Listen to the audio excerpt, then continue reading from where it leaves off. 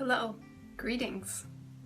I am excited to announce a new resource coming to you as part of the Episcopal Church's Becoming Beloved Community efforts. This is a multi-session race dialogue series. Many of you have been requesting such a resource. The series is built around a curriculum of powerful films and readings, which will walk through some of the major chapters of American history of race and racism. And not just Black-white history, but Native American, Latinx, Pacific Islander, and Asian American. The series will also explore the history of whiteness, such as how, for example, many European immigrants gave up their cultural identities in order to merge into generic melting pot whiteness.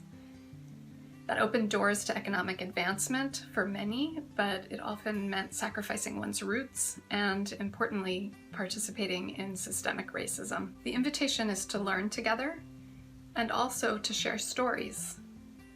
For example, how does your family history intersect with these broader historical trends?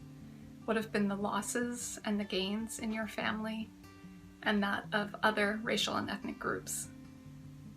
This is not for the sake of assigning blame, but so we can reckon together with the history we all inherit and lament what needs lamenting, repent what needs repenting, understand what needs understanding, and then hopefully move together in new directions. The title of this series is Sacred Ground. The title is inspired by African-American columnist Leonard Pitts, who wrote, "If ever we learn to walk this ground together, there's no place we can't go." In closing, here's a twist, a dare of sorts.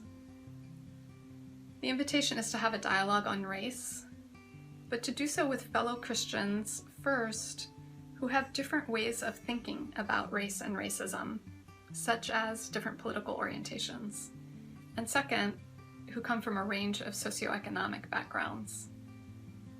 Increasingly these days, we're all just living in our own bubbles and echo chambers. So we invite you to engage with open hearts and minds and reach out across a whole range of divides. Maybe political and economic diversity exists in your parish, or maybe it will make sense to knock on the door of a nearby Catholic church or evangelical church, Lutheran, Baptist, whatever the case may be. In terms of race, perhaps it will make sense to constitute as an interracial group, or maybe not. There's certainly value in white folks talking to white folks, sorting things through, for example. The series is adaptable. We hope you'll feel inspired to organize such discussion groups, and we hope they will be of deep service to becoming beloved community. Thank you.